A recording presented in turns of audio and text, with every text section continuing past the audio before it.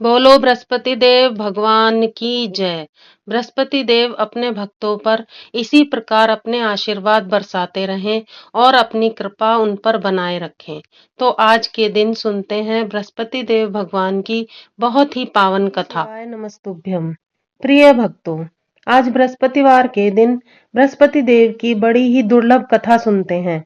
इस कथा को सुनने मात्र से मनुष्य की सभी मनोकामनाएं पूर्ण होती हैं।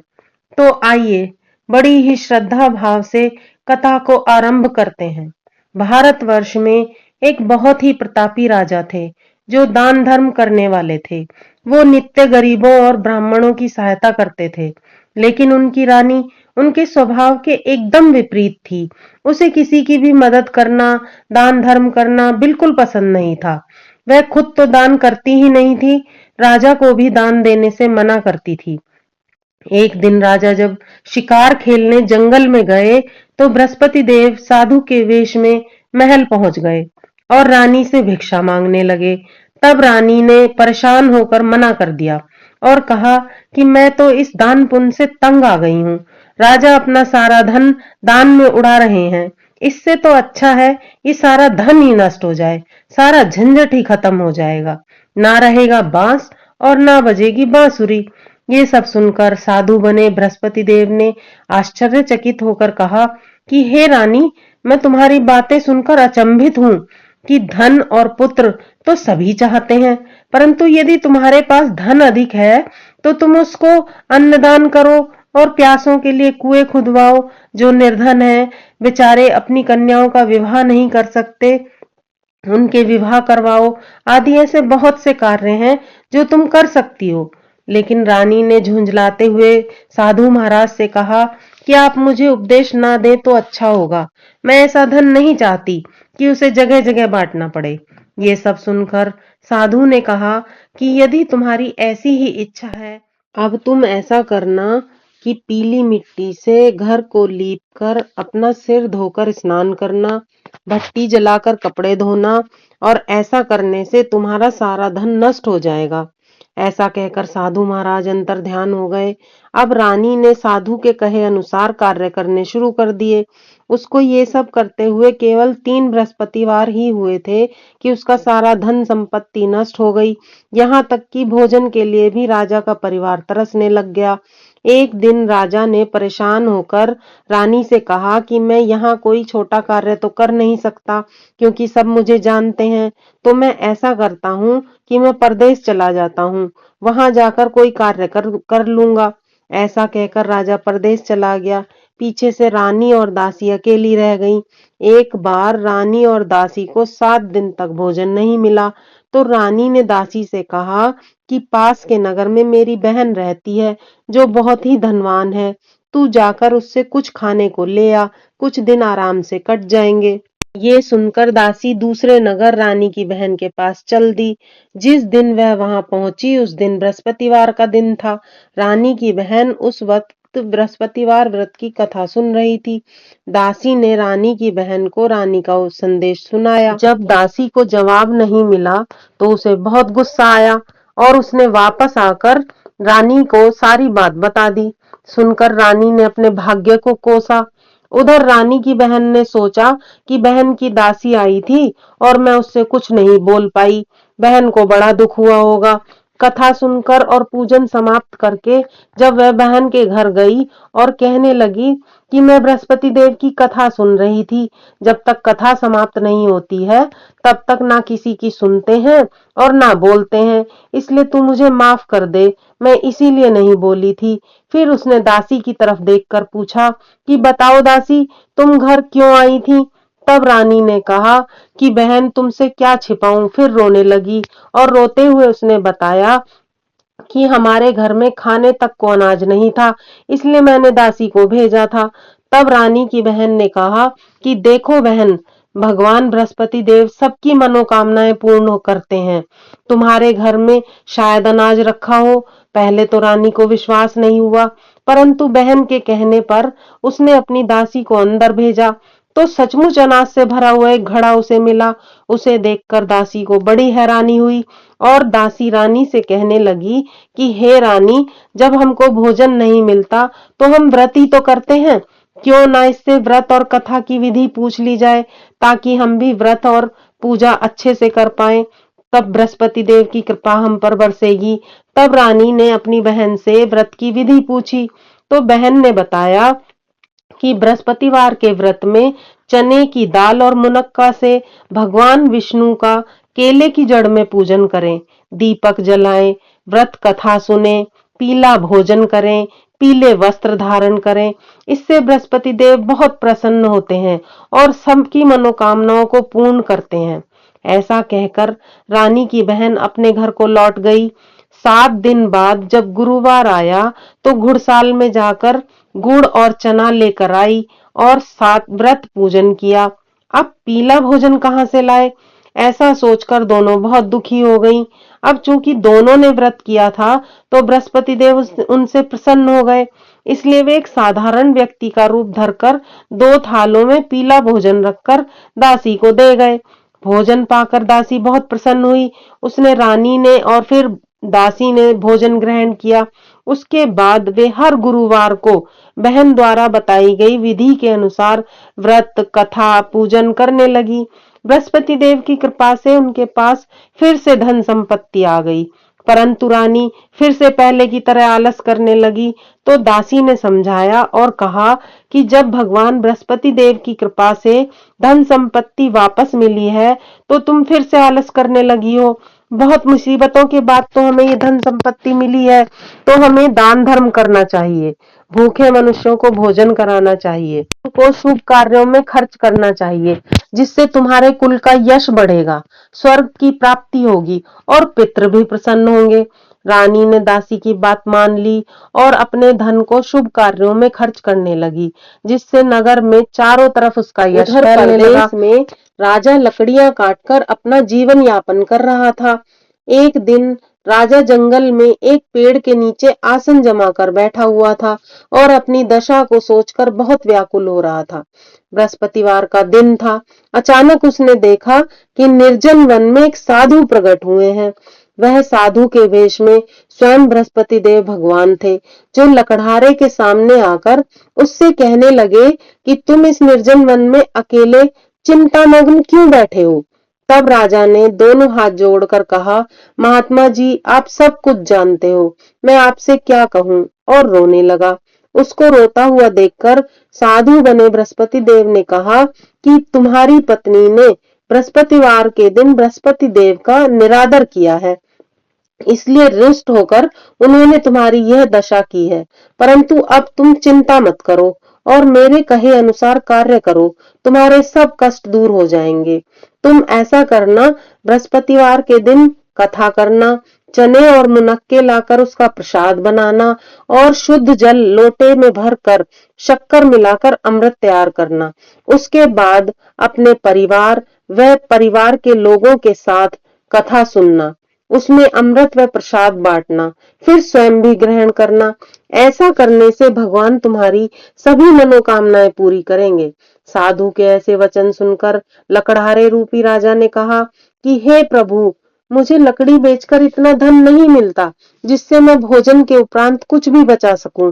साधु ने कहा कि लकड़हारे, तुम बिल्कुल चिंता मत करो, तुम रोजाना की तरह लकड़ियां काटकर शहर में लेकर जाओ, तुम्हें रोज से 2 गुना धन प्राप्त होगा, जिससे तुम भली भांति भोजन कर सकोगे और पूजा का सामान भी खरीद सकोगे। इतना कहकर साधु अंतर्ध्यान हो गए। कुछ दिन बाद जब फिर से गुरुवार का दिन आया तो लकड़हारे ने लकड़ियां काटकर शहर में बेची। उस दिन उसे और दिनों की अपेक्षा अधिक धन मिला, तो उसने पूजा का सारा सामान खरीदा, व्रत कथा आरती सब कुछ अच्छे से की। उस दिन से उसके दुख क्लेश दूर होने लगे। परंतु जब अगला गुरुवार आया तो वह व्रत करना भूल गया। इस कारण बृहस्पति देव नाराज हो गए। उस दिन उस नगर के राजा ने एक विशाल यज्ञ का आयोजन किया हुआ था और शहर में यह घोषणा करा रखी थी कि नगर में कोई भी अपने घर में आग नहीं जलाएगा और न ही भोजन बनाएगा, सब मेरे यहाँ भोजन ग्रहण करेंगे। इस आज्ञा को जो नहीं मानेगा उसे फांसी की सजा दी जाएगी। राजा की आज्ञा अनुसार शहर के सभी लोग भोजन करने गए, लेकिन लकड़हारा कुछ देर से पहुंचा। तो राजा ने उसे अपने साथ महल ले गए और भोजन कराने लगे। तभी रानी की दृष्टि उस खूंटी पर पड़ी जिस पर उसका हार लटका हुआ था। उसने देखा कि वहां हार नहीं है। अब रानी ने सोचा कि मेरा हार इस लकड़हारे ने ही चुराया है। रानी ने उसी समय सैनिकों को बुलाकर उसको कारागार में डलवा दिया। कारागार में लकड़हारे ने सोचा कि मेरे न जाने कौन से पूर्व जन्मों के कर्म थे जो मुझे यह दुख मिला है, और जंगल में मिले साधु को याद करके रोने लगा। उसी समय भगवान बृहस्पति देव प्रकट हुए और उसकी दशा को देखकर कहने लगे, अरे मूर्ख, तूने बृहस्पति देव की पूजा नहीं की, इसलिए तुझे यह दुख प्राप्त हुआ है। अब तू चिंता मत कर। बृहस्पतिवार के दिन कारागार के दरवाजे पर तुझे पैसे पड़े हुए मिलेंगे। उनसे तू प्रसाद और पूजा का सामान मंगवाकर बृहस्पति देव की पूजा करना, तेरे सारे कष्ट दूर हो जाएंगे। लकड़हारे ने साधु के कहे अनुसार बृहस्पति देव की कथा की। उसी वक्त रात्रि को बृहस्पति देव ने राजा के स्वप्न में आकर उससे कहा कि तूने एक निर्दोष को कारागार में बंद किया है। रानी का हार उसी खुंटी पर तुझे टंगा मिलेगा, तू उसे छोड़ दे। यदि तूने ऐसा नहीं किया तो मैं तेरा सारा राज्य नष्ट कर दूंगा। सुबह उठकर राजा ने देखा कि हार तो खुंटी पर ही टंगा हुआ है। तुरंत वह कारागार में गया और लकड़हारे से माफी मांगी और उसको मुक्त करके रत्न आभूषण वस्त्र आदि देकर उसको विदा किया। लकड़हारा अपने राज्य की ओर चल दिया। अब नगर में पहुंचकर राजा ने देखा कि उसका राज्य तो पहले से बहुत ज्यादा वैभवशाली हो गया है। जगह जगह पर कुएं तालाब खुदे हुए हैं, धर्मशालाएं बनी हुई हैं। राजा ने वहां पर किसी से पूछा कि ये सब किसने बनवाए हैं, तो नगर के लोगों ने बताया कि ये सब हमारी रानी ने और उसकी दासी ने बनवाए हैं। ये सब सुनकर राजा को बहुत गुस्सा आया कि जब मैं गया था तब तक सारा धन नष्ट हो गया था, अब ये सब पैसा कहाँ से आया। और महल में जाकर रानी से पूछने लगा कि तुम्हारे पास इतना धन कहाँ से आया। तब रानी ने बताया कि यह सब धन दौलत बृहस्पति देव की कृपा से प्राप्त हुआ है। राजा और रानी ने निश्चय किया कि 7 दिन के बाद लोग बृहस्पति देव की पूजा करते हैं, परंतु मैं दिन में 3 बार कहानी सुनूंगा और रोज व्रत किया करूंगा। अब हर समय राजा के दुपट्टे में चने की दाल बंधी रहती थी। वह रोज व्रत किया करता था। कुछ दिन के बाद राजा ने अपनी बहन से मिलने का निर्णय लिया और अपनी बहन से मिलने चल दिया। मार्ग में उसने देखा कि कुछ लोग मुर्दे को लेकर जा रहे थे। राजा की कथा कहने का समय हो गया था। राजा ने उनसे रोककर कहा कि मेरी बृहस्पति देव की कथा सुन लो। लोग कहने लगे कि हमारा तो आदमी मर गया, इसे अपनी कथा की पड़ी हुई है। परंतु कुछ लोगों ने विरोध किया और कथा सुनने के लिए बैठ गए। कथा समाप्त होने पर उन्होंने देखा कि मुर्दा तो राम राम कहते हुए उठ खड़ा हुआ। सभी बहुत खुश हो गए और राजा को धन्यवाद कहने लगे। राजा आगे बढ़ गया। आगे जाने पर उसने देखा कि एक किसान खेत में हल चला रहा है। अब राजा का कथा सुनने का समय हो गया था।